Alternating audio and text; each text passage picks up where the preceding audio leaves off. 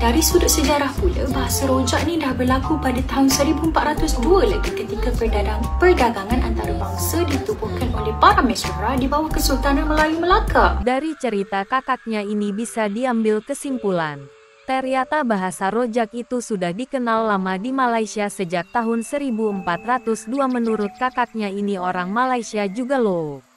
Tetapi mereka menutupinya dan kasus ini mulai terkuak karena bahasa Malaysia tidak bisa masuk UNESCO dan jalan satu-satunya adalah mengklaim bahasa Melayu lagi supaya dapat mengklaim bahasa Indonesia.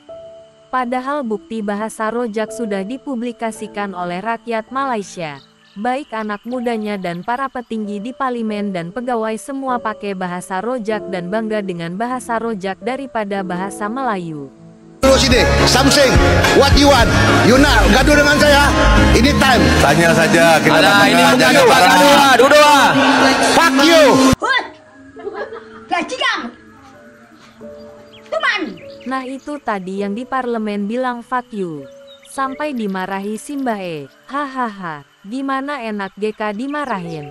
Nah gimana generasi muda Malaysia yang pakai bahasa rojak ya? Mari simak videonya gengs. Cekidot.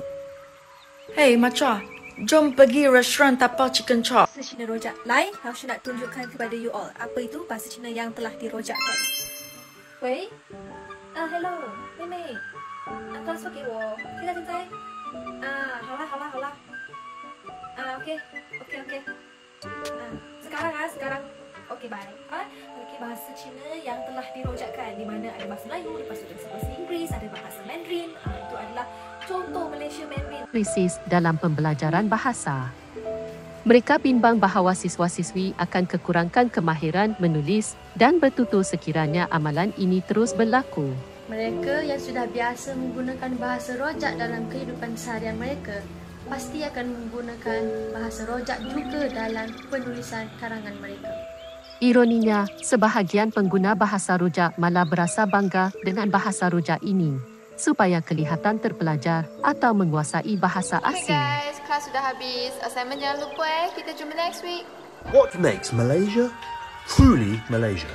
Well, banyak things, but let's start with something that you won't find anywhere else in the world. Bahasa rojak. Only here in Malaysia would you have bahasa rojak as a word. Rojak is like a sticky food with some fruits and things like that. Bahasa is language. Put the two together, bahasa rojak. And what I mean by this is it's very common to have a conversation involving 2, 3, sometimes 4 different languages. An example of bahasa rojak. Weh, dah kau tengok you. Jom, dapat kat kadang mamak job lah. Nak tapau makanan untuk family ay. Or we can even have something a bit more simpler, like tempat makan ni best sangat. You get the idea. Bahasa rojak.